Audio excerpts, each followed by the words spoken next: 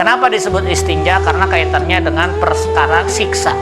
Kalau ini tidak beres, maka ancamannya siksa. Karena kalau ini tidak beres, biar sholat pasti tidak diterima. Maka disebut istinja. Diambil dari kata naja.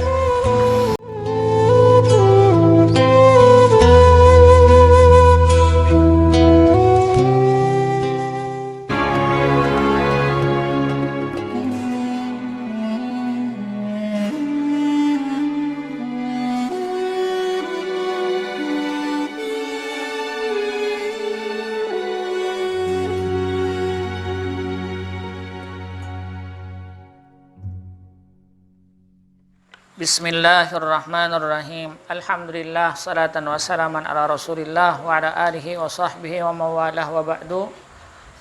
Bapak-bapak, ibu-ibu sekalian yang dimuliakan oleh Allah Subhanahu wa taala. Majelis Ilmu Musalla Abdul Aziz.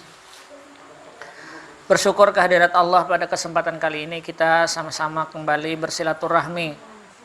Guna satu tujuan adalah mengharapkan keridhaan Allah untuk memberikan perbekalan di alam akhirat. Mudah-mudahan kita semua dikumpulkan nanti di surganya Allah Subhanahu wa taala. Salawat teriring salam tidak lupa kita haturkan kepada junjungan kita Nabi besar Muhammad sallallahu alaihi wasallam. Allahumma shalli ala Muhammad wa ala ali Muhammad. Di pertemuan sebelumnya ulun mengulang ya bahwa at-taharah, bersuci terbagi dua. Ada yang disebut dengan bersuci dari hadas, ada yang bersuci dari khabas. Bersuci dari hadas, ada hadas kecil, ada hadas besar. Kita belum masuk tata cara pembersihnya, yaitu wudu dengan tayamum. Wudu mandi penggantinya tayamum. Ini belum lagi. Tapi kita mengarah kepada khabas. Habas dalam bahasa Arab disebut kotoran. Kemudian bab berikutnya adalah mengenai khabas itu kaitannya dengan najasah, najis. Najis Pak ya. Najis terbagi tiga. Najis kecil namanya mukhaffafah.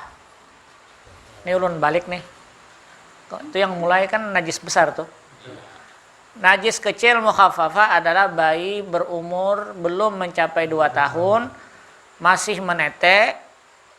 Ya, tapi bayinya adalah bayi laki-laki. Nah, poinnya itu penting.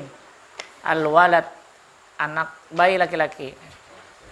Nah, kemudian cara membersihkannya bagaimana? Dengan memercikan air, dicampur dengan air kencingnya, tercampur, maka itu dianggap bersih. Yang penting terpercik.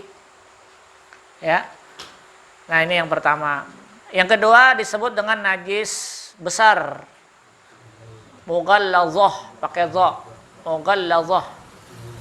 Mughallazah ini hanya ada 2, yaitu pada babi dan pada anjing, atau keturunan dari mereka berdua, yang misalnya terjadi pernikahan silang dengan hewan yang halal.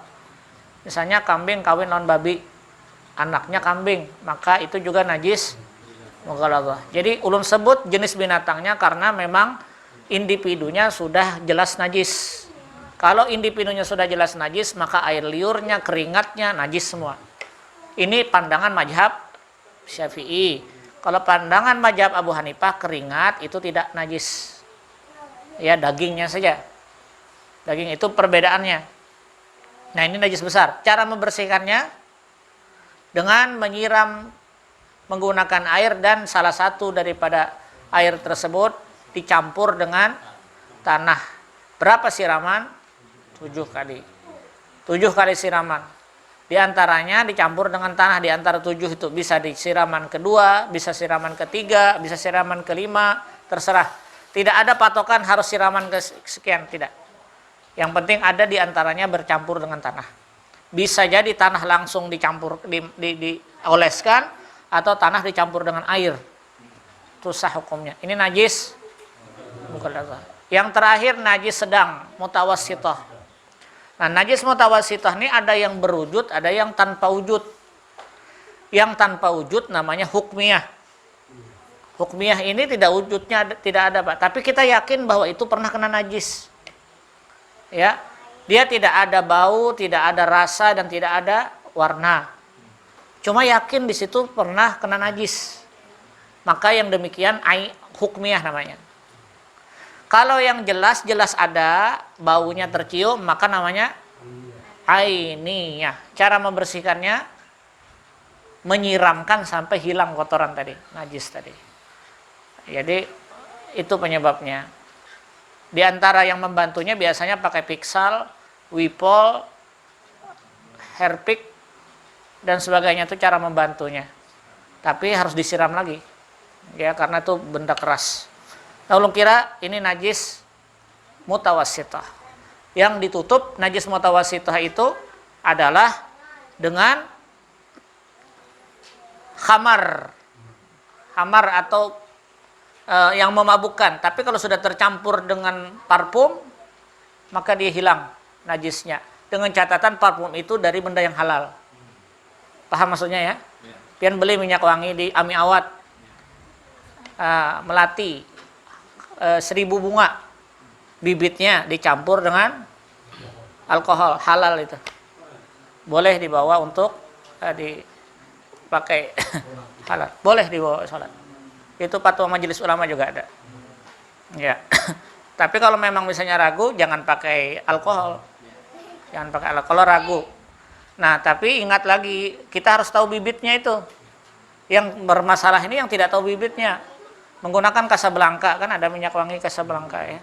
Kita kada tahu bibitnya dari mana, maka itu harus ada sertifikasi halalnya. Tapi kalau di label tuh ada halalnya, pengen aman makainya. Aman makainya. Oke, istinja. Ada pertanyaan sebelum kita mulai di istinja? Atau tumpuk dulu ya di terakhir.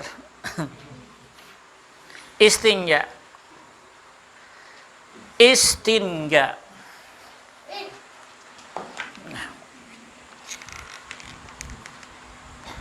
Al-istinja. Istinja'u. Asal katanya naja. Asal kata, bahasa Arab itu ada asal katanya. Istinja dalam bahasa Arab melepaskan, membebaskan. Naja kata kerjanya yang berarti terlepas, bebas. Terlepas. Bebas.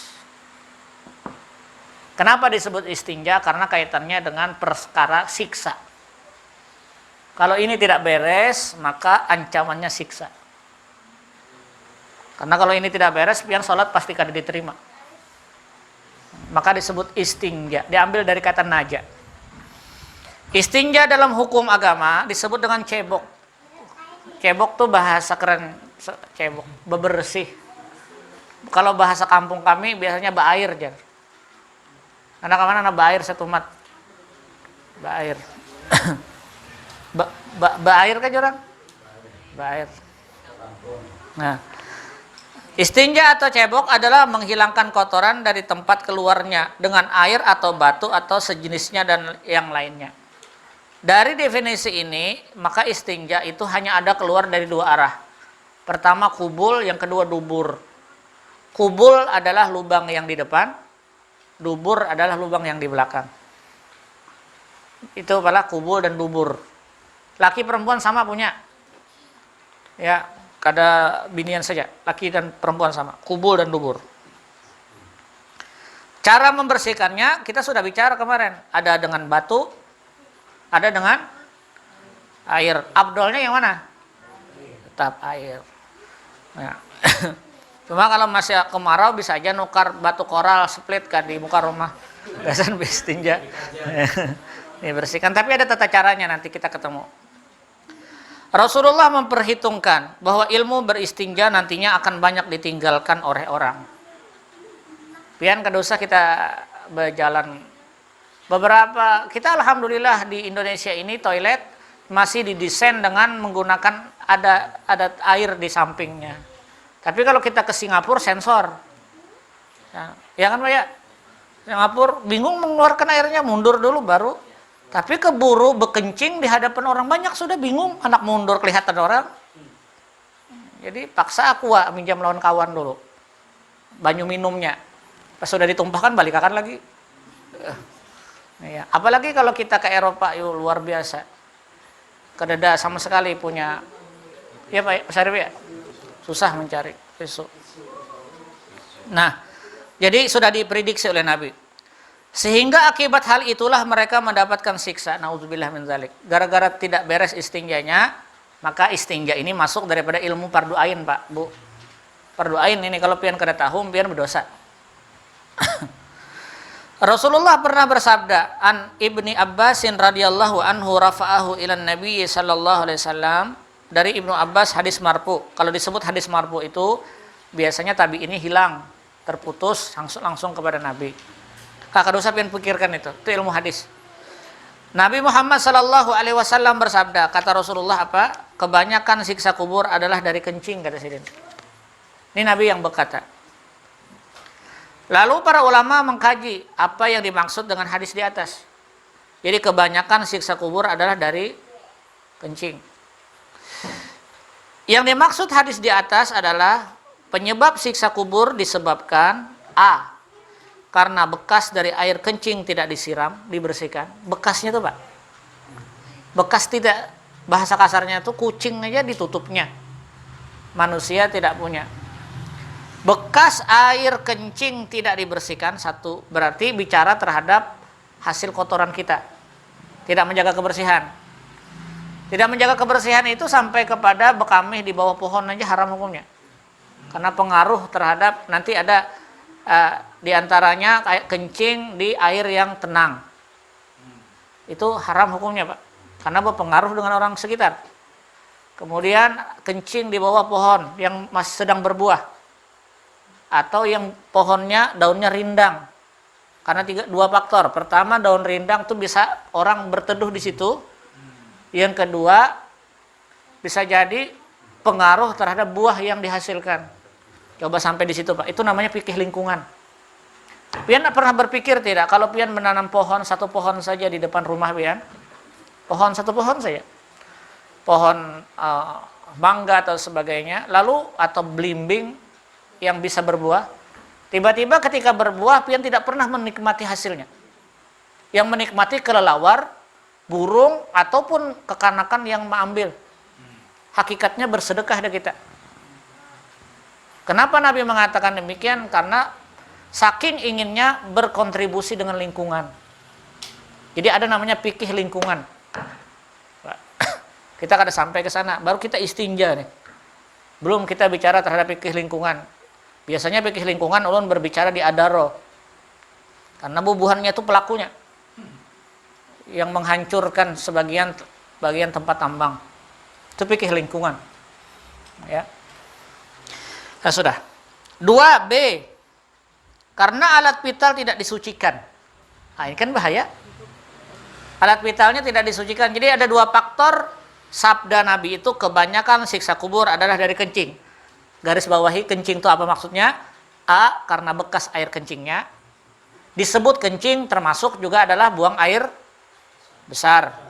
Yang kedua, maksud daripada siksa kubur itu dihasilkan dari alat vital kita tidak dibersihkan. Karena kaitannya sangkut paut dengan suci pakaian. Suci pakaian. Maka kalau orang tidak berbersih seperti itu, pengaruhnya terhadap sholatnya. Maka akhirnya efeknya adalah menambah siksa. Ya Allah, ya Rahman. Nah ini pian bisa pertimbangkan. Maka orang Bahari itu berhati-hati betul dengan istinja. Dulu Rasulullah Shallallahu Alaihi Wasallam pernah melintas dengan dua kubur. Ada dua kubur dilintas. Karena dua kubur ini melintas dengan Abdullah bin Abbas. Kebetulan waktu melintas ini Nabi didengarkan oleh Allah, dibuka dinding hijab. Nabi mendengar di dalam kubur itu ada siksaan. Nabi berdiam mengambilkan pelepah kurma. Pasakka ala itsnain. Pelepah kurma itu, daun kurma itu lalu dibelah oleh Nabi. Ditancapkan satu di kubur ini, satu di kubur ini. Abdullah bin Abbas bingung melihat perilaku Rasulullah. Waqala, kata Abdullah bin Abbas, madza taf'al? Apa yang kau lakukan ya Rasulullah? Kata Nabi, selama daun kurma ini tidak kering, selama itu dia memintakan ampun kepada ahli kubur. Abdullah bin Abbas bertanya, apa yang menyebabkan mereka itu disiksa? Wa ammal qabru, adapun yang satu, fa innahu jaa bin namimah. Ini orangnya sering kali mengumpat, adu asah. Bicara ke sini lain, bicara ke sini lain.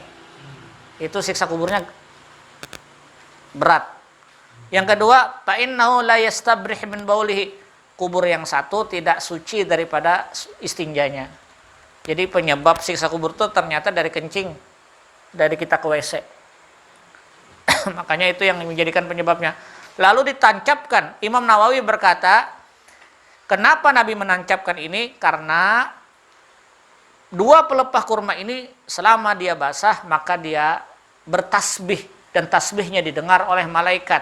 Memintakan ampun untuk ahli kubur itu. Imam Nawawi berkata, andai kata tasbih dua kurma ini, dua pelepah kurma ini didengar oleh Allah, apalagi kalau manusia. Lalu pendapat Imam Nawawi, sampainya istighfar seseorang untuk yang mati. Ibnu Hajar, Ibnu Qayyim Al-Jauziyah mengatakan ini khusus kepada Nabi. Karena ada hadis yang hanya berlaku kepada Rasulullah. Paham maksudnya, Pak? Kita punya istri 9, boleh tidak? Ada boleh, 4 saja. Nah, kan? Fankihu ma tawalakum minan masna wa sulasa wa ruba. 2, 3, 4. Pertanyaannya, kenapa Rasulullah punya istri 9? Oh, ternyata ada hadis yang hanya berlaku kepada Nabi. Nah, kata Ibnu Qayyim Al-Jauziyah, ini adalah keutamaan Nabi saja, tidak untuk yang lain. Sehingga menurut pendapat Imam Ahmad bin Hambal tidak perlu untuk membaca Al-Quran dan yang lainnya di kubur. Cukup hanya dengan mendoakannya saja. Nah, jadi paham itu ya? Jadi titik perbedaannya saja. Titik perbedaan. Nanti ada di jilid kedua, bab masalah tajhijul janaiz, mempersiapkan kematian. Di antaranya apa saja yang kita bisa bawa mati dan apa saja yang bisa ditransfer amal itu. Ya, karena ada ATM bersama, ada ATM satu jenis. Oke. Cara beristinja. Cara beristinja yaitu apapun yang keluar dari kubul. Kalau ulun sebut kubul artinya depan. Kubul itu depan. Kalau kubul depan ya, baris sedikitnya salah, al-qibalu, mencium. Beda kan ya? Salah baris, terjemah lain. Apapun yang keluar dari kubul dan dubur diusap dengan 3 buah batu sehingga hilanglah najisnya. Ini berdasarkan redaksi hadis, Pak. Zaman Nabi tidak ada air waktu itu. Susah cari air. Maka apapun yang keluar dari kubul dan dubur, maksudnya di sini kotoran ya. Nah, diusap dengan 3 buah batu sehingga hilanglah najisnya. Lalu basuhlah dengan air untuk menghilangkan bekas-bekas yang dapat dilihat dari najis itu. Dan boleh hanya menggunakan batu saja atau air saja, tapi lebih utama menggunakan air. Redaksi paragraf ini ulun kutip adalah atas faktor tata cara di zaman Rasulullah. Zaman Nabi itu karena air terbatas, Pak. Jadi bagaimana cara mensucikan lebih awal untuk menghilangkan bekas kotoran itu? Minta maaf ya, kotoran buang air besar kita itu kalau digunakan dengan air dia akan merembes. Paham maksudnya, Pak ya? Jangan menghayal. Nah, tapi kalau dengan batu dia bermain di sekitar situ saja, dibuang akhirnya. Pakai tisu misalnya ya. Pakai tisu. Airnya dibuang itu saja. Sisanya kotoran yang tersisa sedikit bisa menggunakan air sedikit. Di zaman Nabi menghemat air. Menghemat air saja di zaman Nabi itu. Nah, lalu menggunakannya dengan 2 cara, batu dengan air. Tapi di sini dikatakan boleh dengan batu saja kalau diyakini itu memang sudah. Nanti pian akan ketemu di wilayah-wilayah tertentu. Tidak ada air, hanya tisu. Pasti akan mengeluh tuh. Jawabannya asa kada biasa aku aja. Ya, ulun sudah pernah merasakan. ya, karena wujud dari batu nanti akan berubah menjadi kertas atau tisu. Sekarang ini. Tetapi paling afdal adalah menggunakan air. Bisa dipahami paragraf ini lah Pak.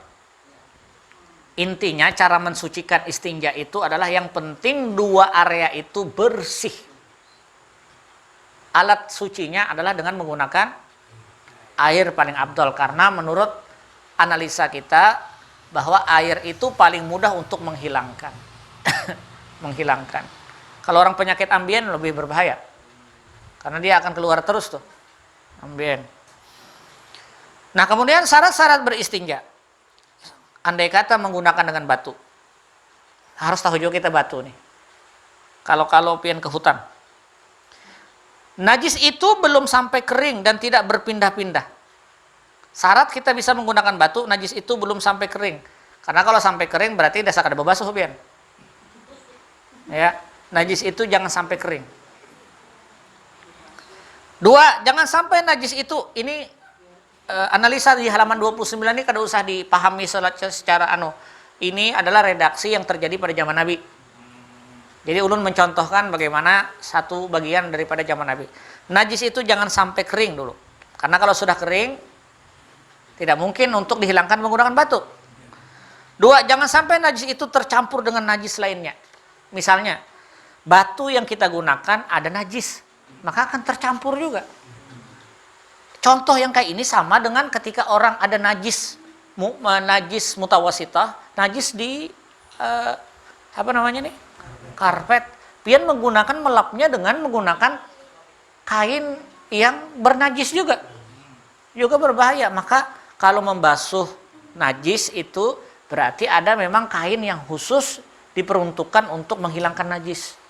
Maksud ulun, jangan sampai juga di rumah itu kain lap itu tidak pernah diperhatikan. Sekali-sekali dicuci karena kaitannya dengan najis. Kalau pian terinjak bermasalah itu. 3, najis itu tidak menjalar dari tempat keluar semula. Tempat keluarnya semula. Paham maksudnya ya? Kada usah pokoknya yang keluar dari depan, dari belakang itu kalau sudah merembes berbahaya. Maka kalau pakai pampers itu kan merembes. Merembes itu.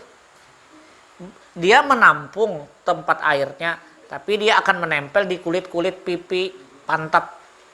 Ya kalau maka di area itu harus disucikan juga. 4, batu yang dipakai untuk beristinja itu batu yang kering, yang suci dan mampu menghilangkan najis. Jadi memilih batunya saja juga batu yang Zaman Nabi itu susah rupanya. Memilih batunya itu. Punya ada batu ya mata cincin tuh. Kalau nah ya. Zaman Nabi Pak, saking susahnya mencari batu. Batu yang dipakai untuk beristinja dapat diganti dengan benda lain yang keras. Tapi suci dia, tidak dihormati. Keras, suci, tidak dihormati faktornya apa ya? Bisa diganti dengan keras, benda yang keras, suci, tidak dihormati. Kalau benda itu dihormati misalnya, kertas tapi tulisannya ada tulisan ayat. Ya, maka tidak boleh juga digunakan. Nah, itu berbahaya. Misalkan kertas atau kayu, ini bisa digunakan. Kayu yang digunakan pian Pak, tapi kayu yang pian gunakan itu biasanya banyak dipakai oleh orang juga Pak, kada boleh juga. Ya, pernah lah melihat di Medan, tuh ada di Medan ulun lihat tradisi mereka membuat sebuah rumah dari kotoran sapi. Anunya tuh, lemnya. Jadi batanya itu untuk perekatnya itu pakai kotoran sapi. Nah, itu kan najis. Najis. Mungkin dalam situ kita kada bisa langsung memponis, oh ini dosa ini. Bisa jadi pada masa itu agama Islam belum masuk ke situ. Sehingga mereka mengkreasikan apa yang terlihat. Nah, jadi kita kada bisa memponis orang itu, wah ini masuk neraka, kada bisa. Bisa jadi dakwah belum sampai pada masa itu. Nah, akhirnya kita yang menyampaikannya.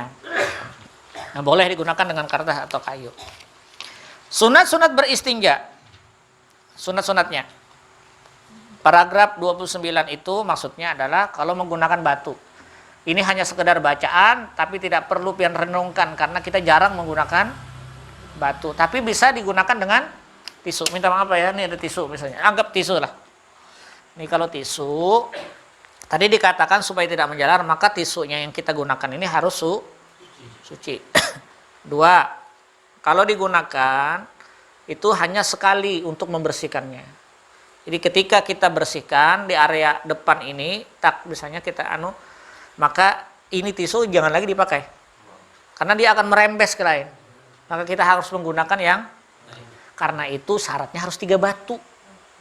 Batu pertama menghilangkan, batu kedua mensucikan, batu ketiga membersihkan. Nah, bisa biar pahami. Kalau anak bayi biasanya ada tisu basah, ada tisu kering. Ya. Sekarang sunat-sunat beristinja. Sunat-sunat beristinja.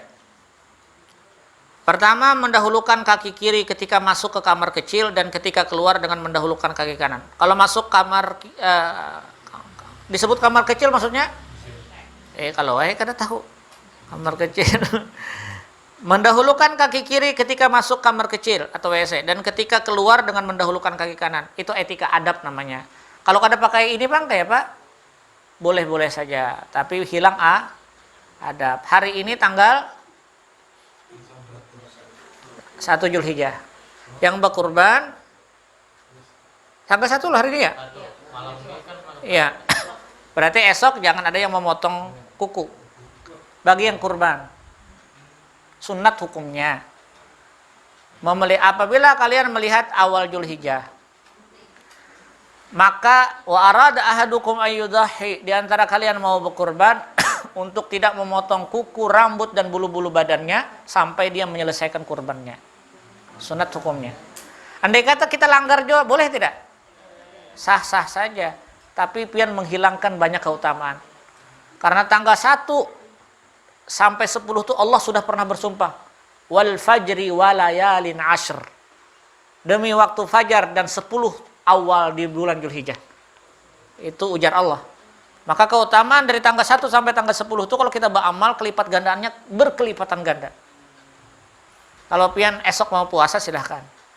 Puasa Zulhijjah, puasa Asharul Hurum. Ya. Kalau esok hendak mentraktir makanan silahkan. Karena berkelipatan ganda pahalanya.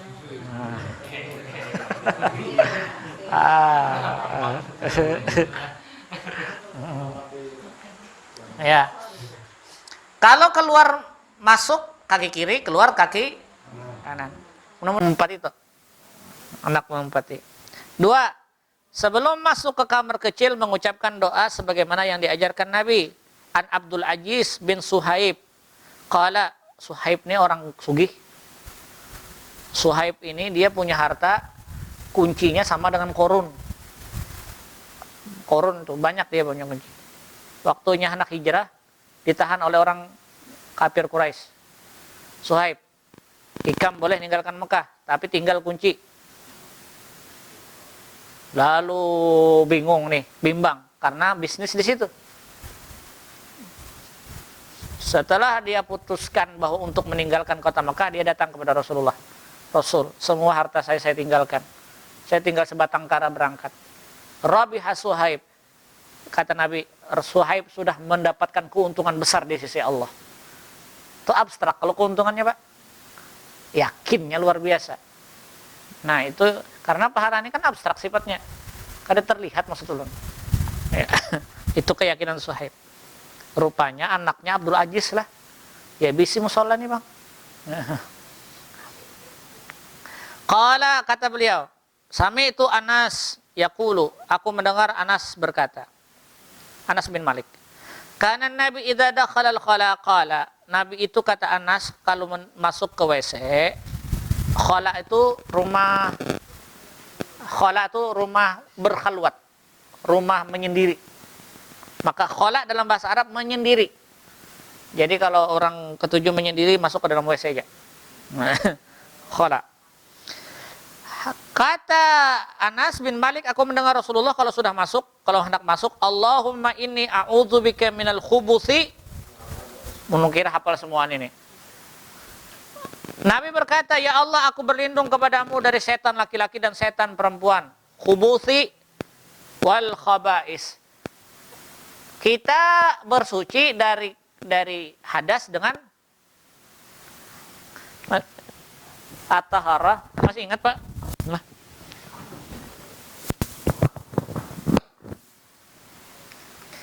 Kita bersuci at-taharah dari hadas dengan bacaan doa tadi apa namanya? A'udzubika minal. Sebenarnya kalau hendak melihat setan itu mudah. Lihati banyu kamih dan lihati kotoran yang kita keluarkan. Karena itu kotoran itu yang disuka dimakan oleh setan. Paham maksudnya, Pak? Khubus, Allahumma inni a'udzubika minal khubuthi. Kalau pian ganti sa ini jadi zim. Khubuz artinya roti. Khubuz. Kalau khubuz sa kotoran. Maka ini etika ya, etika. Kalau punya WC sebaiknya ditutup, jangan biarkan terbuka. Karena di situ memang sarang makannya setan. Ada kalau makanya kalau kotoran itu dibiarkan saja tidak disucikan, maka di situ pasti setan akan berundangan ini ya, khubus. Kita kadang-kala mengilustrasikan, maksudnya kalau sudah makanannya kayak itu, kau wajib analogikan kayak apa bentuknya dan sebagainya. Setan tuh. Khubus setan laki-laki, khaba'ith setan perempuan. Oh, berarti jenis kelaminnya beda-beda. Kalau yang masuk laki-laki, perempuan yang mendampinginya. Kalau masuknya perempuan, laki-laki yang masuknya. Nah. Mbak bisa gair nih masuk WC ini. Ya. Lalu setelah keluar Rasulullah mengatakan apa? Keluar dari WC, selesai. Alhamdulillahilladzi azhaba annil adza wa afani. Segala puji bagi Allah yang menghilangkan dari kami penyakit dan mensehatkan tubuh kami. Subhanallah. Ini Pak, doa memelihara kesehatan sebenarnya. Alhamdulillahilladzi azhaba annil adza wa afani. Paling pendek apa? Kalau kada hafal ini juga, ini paling pendek. Apa pendeknya? Gufronaka. Gufronaka. Gufronaka. 3 kali baca. Gufronaka. Ini paling pendek. Keluar gufronaka. Gufronaka. Ya Allah ampuni saya.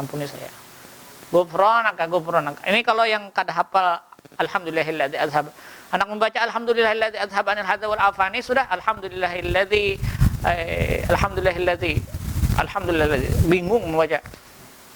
Alhamdulillahilladzi ahyana ba'dama amatana wa ilaihi nusur. Rupanya terbaca ke bangun goreng. Ya. Segala puji bagi Allah yang menghilangkan dari kami penyakit dan mensehatkan tubuh kami. 3. Sunat beristinja menjauh dari pandangan orang atau mencari tempat yang tertutup yang tidak seorang pun dapat melihatnya. Tidak pula dapat mendengar bunyi dari apa yang dikeluarkan dan juga tidak tercium baunya. Zaman Nabi kan ada WC kayak kita. Jadi kalau hendak ke WC kasihan, jauh dulu mencari tempat. Nah kalau sekarang artinya WC itu bagus juga di tempat yang memang tidak tercium bau dan ya pokoknya ada kedap suara lah. Jangan sampai mak ini jar, bet sahutan. Wah situ tuh makan apa jar. Ya. Ya. Untuk kalau pian punya desain rumah, berarti posisi WC itu bisa dibikin bahannya yang bisa menutup untuk tidak terdengar suara. 4. Melakukan istinja itu dengan tangan kiri dan sebelum beristinja tangannya supaya dibasuh dan juga sesudahnya. Bayangkan Pak, belum kita bicara corona, Nabi sudah menyuruh basuh tangan. Ya. Kalau hendak mencuci, kalau hendak menyiram, mencuci anunya basuh dulu tangan. Padahal yang kita sapu adalah kotoran, tapi disuruh untuk menyapunya. Ini dibersihkan dulu. Berarti persiapannya di WC itu perlu juga ada sabun cap tangan. Pakai hand sanitizer Bang, kalau pina panas. 5.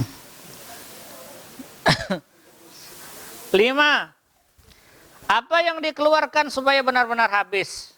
Maksudnya ini sunnahnya. Ya maksudnya yang benar-benar habis itu adabnya saja Pak ya, adabnya. Memang kita ini habis. Hal-hal yang dimakruhkan ketika beristinja. Nah, apa saja? Kalau tadi sunnah nih yang dimakruhkan lagi. Pertama, kencing di dalam air yang tenang. Nah, ulun katakan tadi. Kencing di dalam mandi di waterboom. Bekamih di dalam situ sini. Nah, makruh hukumnya. Air yang tidak mengalir. 2, membawa sesuatu yang ada tulisannya Allah. Nah, di situ ulun komentar Pak ya. Kalau ada drink pian Allahu Akbar pas dalam WC. Nah, makanya sebaiknya nada drink itu yang kada berbau Quran. Yang biasa-biasa saja. Ya. Takutannya kalau pas kita di WC kita bawa HP.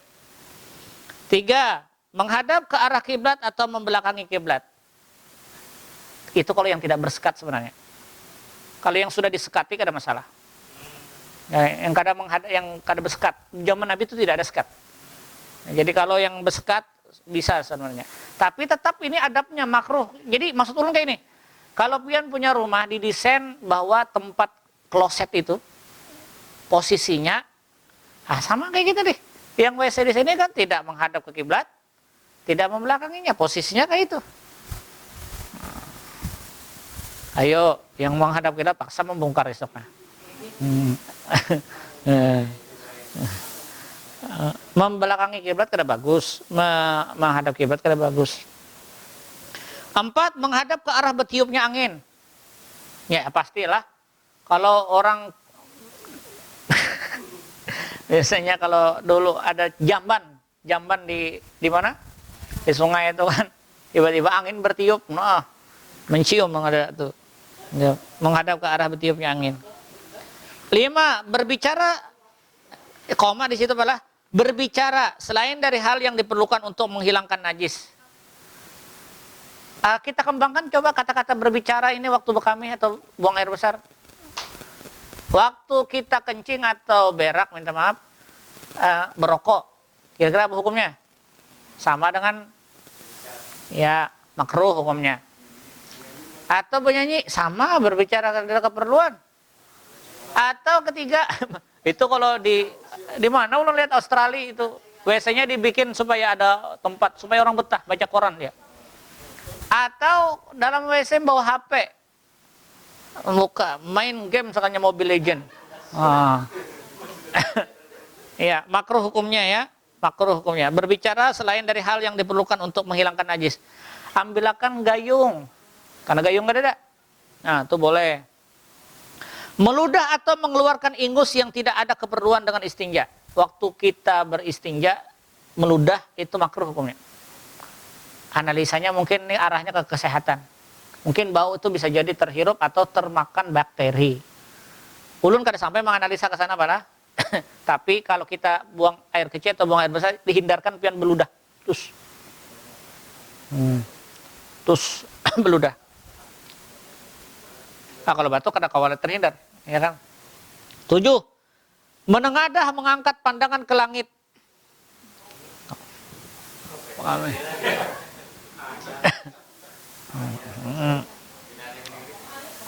Semua yang ulun sebutnya adalah ekstrak dari hadis lah, diekstrak dari hadis. 8, kencing atau berak di bawah pohon yang berbuah atau tempat yang teduh yang sering digunakan orang berteduh di bawah pohon tersebut. Makruh hukumnya. Maka kalau orang bahari dengan menegurnya caranya apa yuk? Jangan bekami di situ kemudian bangkak. Nah, itu sebenarnya nasihat-nasihat yang mengandung filsafat. Bukannya bangkak, tapi memang orang terpakai di situ. Coba padan-padan orang tuh bermanfaat sebenarnya. Nah. Allahu a'la wa a'lam bissawab. Nah sampai istinjangin dulu. Nah, nanti berudu lagi.